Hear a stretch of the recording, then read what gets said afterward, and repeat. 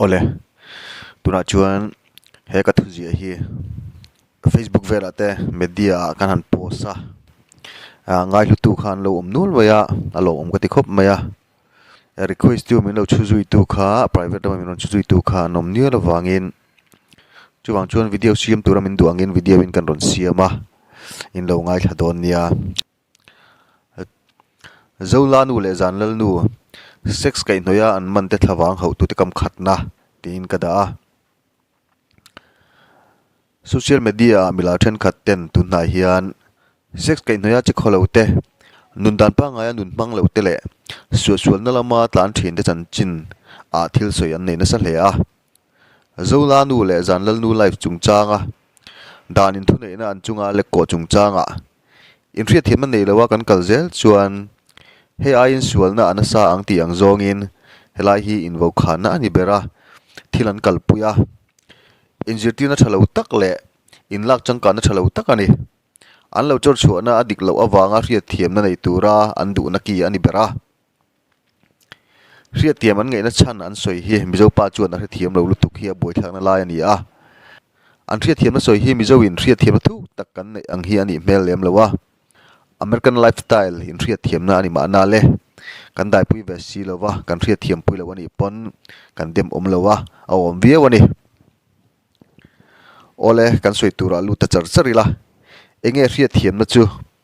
enge mizo in kan nei lawan ti chu he tiang renga kan kalani chuan in vo khana kan ti to kha nakina sex kai noi thil le sual na hi ai na sa zokina la pungang ti ten an soi ta deu dewa a ha thak bet le ani American lifestyle ti to meng American lifestyle la an ria thiam em na hi an ma ni chopa ria thiam an ngei na lai chu ani a helai hi chu soi zui vak lawang he tu zia tang hian an nu na thil dik tok lo om to chu in ria anga an thlawang lo ho tu te po hi ria thiam let an ngei na lai chu a chiang hle anga tun din hmuna me che te din hmun hi mizomi pa te hian kan za thu khat viau chuan ka ria a tun lai khovela phei chuan din hmun sang tak pe kan ni a alom om hle ani pathian in du taka siam te vek kan ni a in luklan na hi chu a thei chin china kan lan tir tur ani reng ani heti lai hian mizo zinga po me che te din hmun thiam ho lo hi tle ma zong an om ve thova ma se an tam lo ani man ang kha ni to lowa heng an thlawang ho tu te hian hei hi lo remol te u mizo te hi lu te le ria thiam na nei ho lo kan ni lowa anamang hian chu tila thil tha chu copy ma em khovel huwa pa point ria thiam thu tak nei nam kan ni a chian na chu ruk te tual tha na te pong sual te le dan ang lawa thil ti a om pon in ria thiam na nei in kan in soirem theizel ani tin mizo nu le pa hian an fa te zila kong dik an zo theina tura thei top chualo mizo hi an tam lawang lo om pon ni se an fa te sual via win mi poitam tak lo soi pon ni se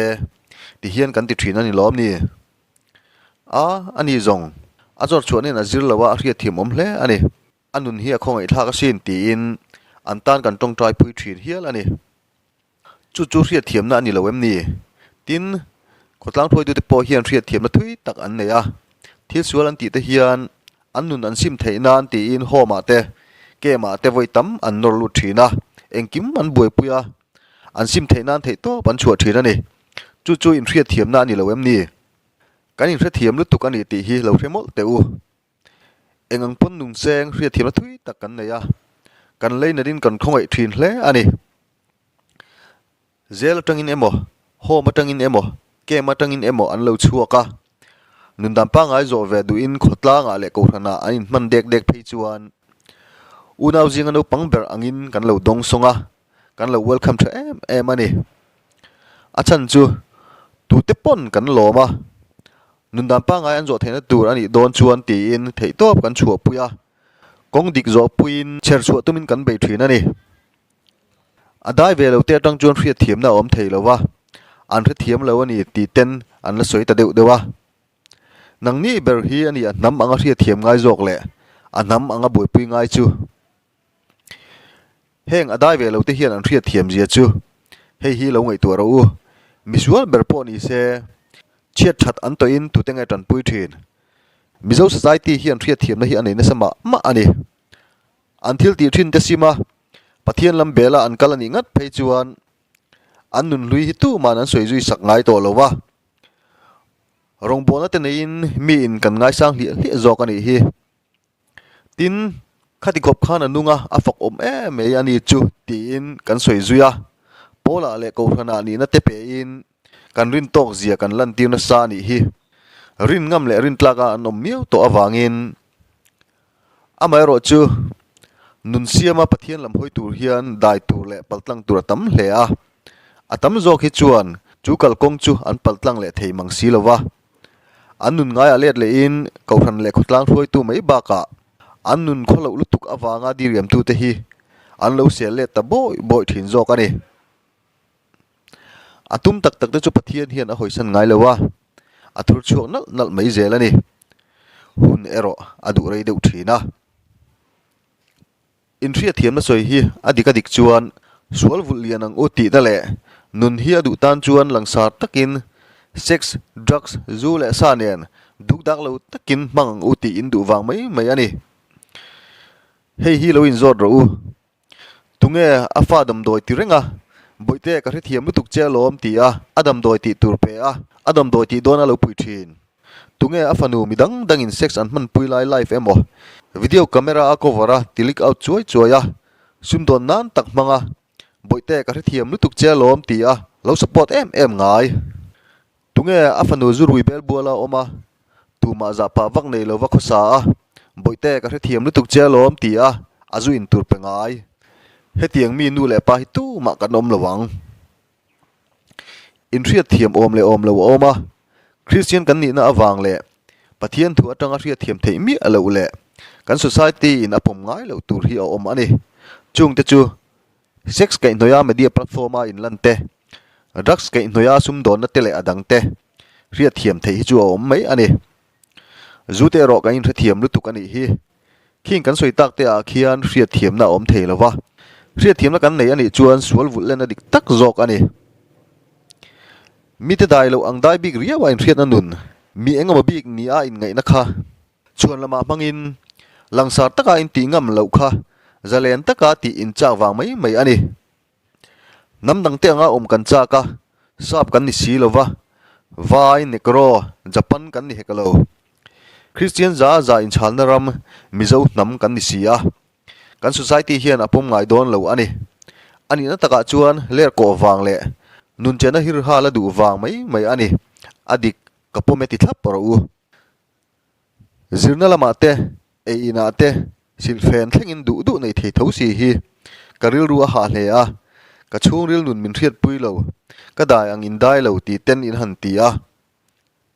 ring nuna hian in dai ai hriom dai hi tam takanom ti hi ro te tanga bel tur nei lo nu le pa nei lo wa se lian ni si ni ma sela nun kong sual zo ho lo hi tam takan oma a kholo lo hi chu nu le pa nei lo pi le pu nei tho nu le pa nei pi le pu nei lo amai ro chu ngai sak tu nei tha em te an chung le khat te pon thu tha tak an ril fo thin te an ni tlang pui zo ka ni nu le pa pi le pu chung le khat bel tu nei lo hi chu an wang hle ani heng nam pui nun dan lifestyle kan riat ve te media khovela an che dan te le an khosak dan te kan lo mu te le an thil ti anga piang ti ve ngot thin te hi nakina amang thiam le si lo tan chuan nun ti chiat vek na ani renga an soi fo thin mis le enging mo kan thlang na sel tuka kan model mai chia ten lata via wa anin nga ya an fashion na sang lak lo to si anom thiam to lowa taxi le city bus chuan zak tok lekin an khosa income nei mu mal si lovin in china lama an mi ta sang lak lo to si a sum an mu thena tur ani pot chuan poisak an nei to lowa an nun kan ti chia sak ringot ani an ti hi alo dik via wasin azong ero an ni lowa an nun an man chaudana an ma ni an pui mo bera an tum lawa ai nathui hle to ani mi pa ngai tak te chuan christian chung ko thatak dinin ezona thatak le mu mal tak mu na nan manga pasal thatak te nein an pasal fanau te nen hlim takin he khovel hi an chen me ka an om hli ani thingtlang nun tem si lo hian in rak ve pop mai sia mizo thalai tam tak nei tu na le an ril ru su khlek in ti kholo mek chu ani hi social media platform hi mang thei to lo tura ti thei ni se chu mang lo maula apoina atam lo via wang achan chu thalai ri lu thiang hlim tak tak te ngai tu na hi in throi kholo na sa thei don tlata in thulak dan hian azir tlat lo ani hei hi lo hrete u Mizoram za somriat khuate hian Mizo nun zemoi tak ayu paza na te tlom ngai na te le Mizo Christian na te hi kan lovong nung thale ani ti hi lo ria ula King Mizo nun zemoi lan chuan na chang hrelo te nun polo lutuk te ayu paza na nei lo te tlom ngai na nei lo te sex kai noi le sual na lama an nun mang thin te chu uaim me in runa kawin zil haw na hun an nei thina khutam zo ka hian he thil hi an la kal pui fo ani hemi ani awang hian sual na anasa lo hle a ayu paza na te le tlom ngai na te an la vong nung thale ani chian ni bi ka phei chu mi zo thalai rual za tanga zani hi tlom ngai thlan la hi an la om renga khopui anga in hlo fa roi ngai an la ni lo ani khopuya ero chuan mun then khata khing kan soi tak ta khian mun an chang to lowa achan po in ngai tu ang American lifestyle in riat thiam na em nun kha in ma chuana OMA khotlang hroi tu ten an khap dai thelo cheu ani ber hi tlom ngai na le ayu paza na abawa engum hleka FIR in tiria it's my life in han ti thangot zel boka anni tan chuan in rol lo kha him mani chu wang chuan sual na apung na sale a zule drugs sex hur herna lama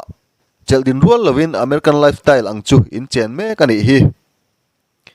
in nun du ang hian mizo khotin te hi nungta ila he aina sa hian sual na hi apung do na Mizoram hi tual tha na mun hur herna le roi lo bu ka kan siam to ang he tu chung po hian pong por ngam in lo om zeu ani a in ria thiam na soi hi chu Mizo Christian na ma hi chuan lo pulu su in du le sap nekro vai chakma thlengin pasala nei ro kha chu in thu ani a in du thanna ni in pasal te om na hmuna chuan he in ria thiam na soi hi in fa te a in zir tir don nia